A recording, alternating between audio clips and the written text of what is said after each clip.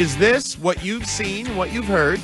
Is this a noticeably light or soft camp that Mike Vrabel, your buddy, has been holding down there in Foxborough? I don't want to say it's soft, but it's lighter. It's lighter. It definitely is. They're not hitting as much. I mean, three out of the first 11 practices were walkthroughs. Tweet it out. Ted Johnson says Patriots team soft. I did not say soft. I said lighter for sure. Vrabel pushover, says Johnson. Vrabel lost his fastball.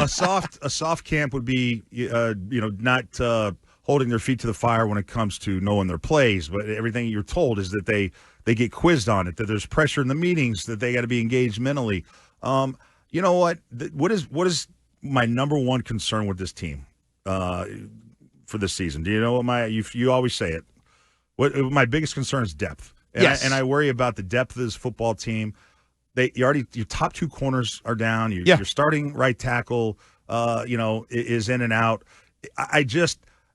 What I think Mike is trying to do is have a tough, kind of accountable, set the tone, culture setting type of training camp without beating their brains in to prove the point. I think he's trying to have a tough camp without it being this physically draining, demanding thing where, all of a sudden you got all backups, going into the week one because you ran a really hard training camp. So you got to be careful. There's a fine line.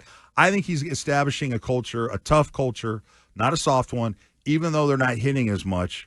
I think he's doing it and setting the tone in a different way, and I think the guys are responding. I also would just answer with, and I have to remind myself, it's 2025. Like, we have in our mind, like, first day of pads, goal line, we got a fullback in there, and he's ISOing Ted Johnson. Yeah, 25 years ago, that was a thing. Mm-hmm. That's not football anymore. Like that anymore. No, they don't. They don't. And everyone's in Guardian helmets. I mean, hell, the fullback on this team, he blocked for one day and went on IR. Yep. Like this, it's a different era. Yep.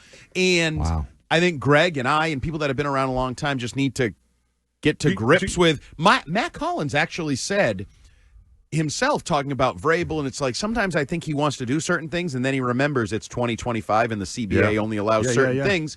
And so I actually think this camp has been less soft or tougher than Gerard Mayo's a year ago. Gerard Mayo's camps last year, the first hour of practice was guys running around like they were, I don't even know what they were doing, calisthenics. Well, and most of them were watching Judon yell at circles. Mayo. It was the weirdest camp I've ever seen. This year, forget the thumping. Forget, like, Jabril Peppers taking somebody's head off. That's gone. That's a days gone past. But, like, there's a lot of football work going on.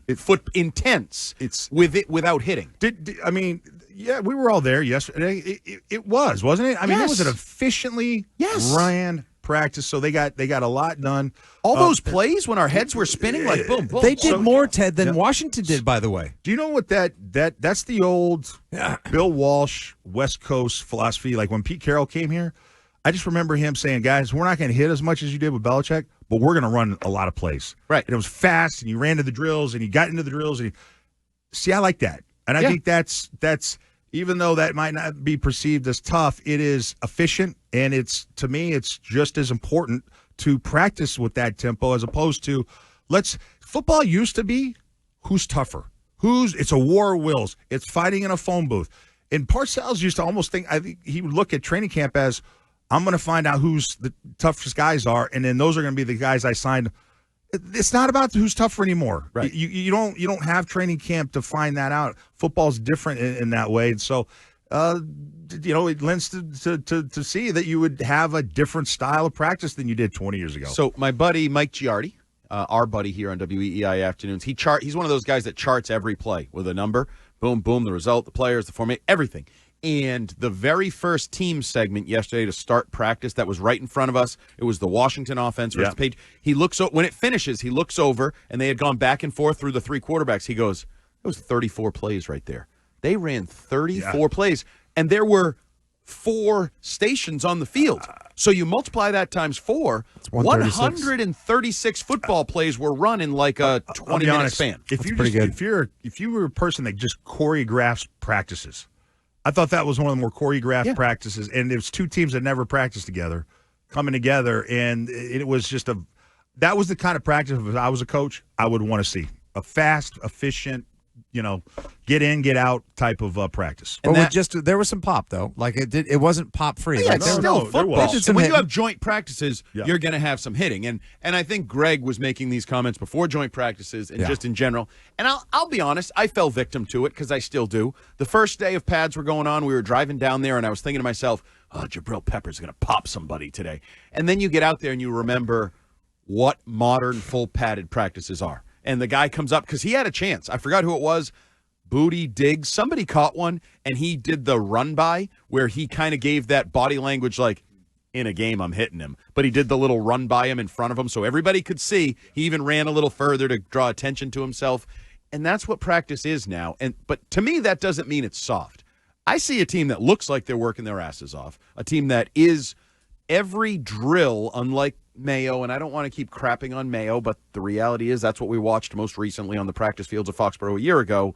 Every drill is efficient, bouncing from one to the next, and I think that's just modern football. Like, you don't have to do 1,000 sprints at the end of practice if you practiced hard for an hour and a half, right? Or 2 hours, or however long they're out. I agree. And right? Mayo's practices were, they were out there for 2.5 hours. Yeah. Because if you do calisthenics for an hour and a half, then you only really practice football. Mike doesn't run long practices, but he gets the most out of those shorter practices. 90 minutes seems pretty good. And he also expects, and maybe this goes into what kind of spring and summertime they had, Ted.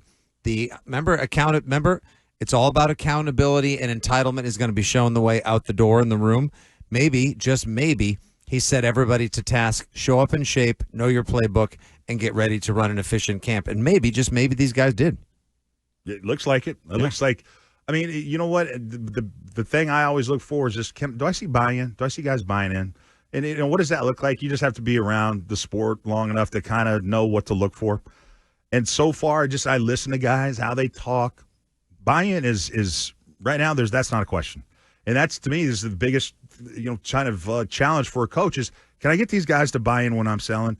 They have bought into what Mike's selling. Now, what's he selling? Is it going to be good enough to get them to where they want? We will see. And do they have the horses to get there? But the buy-in to me is this team is as bought in with their head coach at this time of the season as any Patriots team I've seen since I moved back here 6 years ago has been at this time. And that buy-in is where I wanted to go next, because the other thing that I think goes hand in hand with work and buy-in is guys flashing. And we talked about it yesterday. The defensive line in front of us, there was a guy, and I'm actually drawing a blank on his name right now. He flashed. And, you get a guy, DJ James has actually at cornerback had a couple practices where you're like, yep. Well, who number? What number? Is that DJ James again? Or AA, Alex Austin. Yeah. And he's looked good. And when you compare that to what Curran just talked about, a guy like Duggar at safety, is there something going on down there in terms of the buy-in where veteran players or even players in general Elijah Ponder flashed. Elijah Ponder was flashing on the defensive line. Guys like that flash. Do they get more opportunities? Yeah. Do they then get a roster spot? Does that impact the buy-in and the culture where you say, I'm a player. I've been out here. Yep. And just like the media, I saw Elijah Ponder flashing. Yep. I don't know who Elijah Ponder is, but does he deserve more reps? Does he get more reps? He you know what? If you're a coach that wants guys to follow you, because usually the best coaches are selling the best players win. It's not how you got here; it's what you do. And if you don't do, they'll always say if you don't do it in practice, you won't do it in the game. Right. So, for example, if Jalen Polk makes the 53-man roster, guys will look at we riot and be like, they'll roll their eyes. No, they won't. They won't say anything. No one will say anything. They'll just say, like, okay.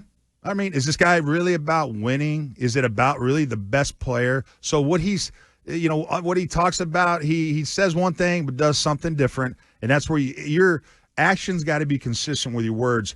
And if you're saying the best guys, the guys that are showing and flashing and showing up every day, if those guys are the ones that are still on the team when they go to cut down, then the buy-in is going to be there.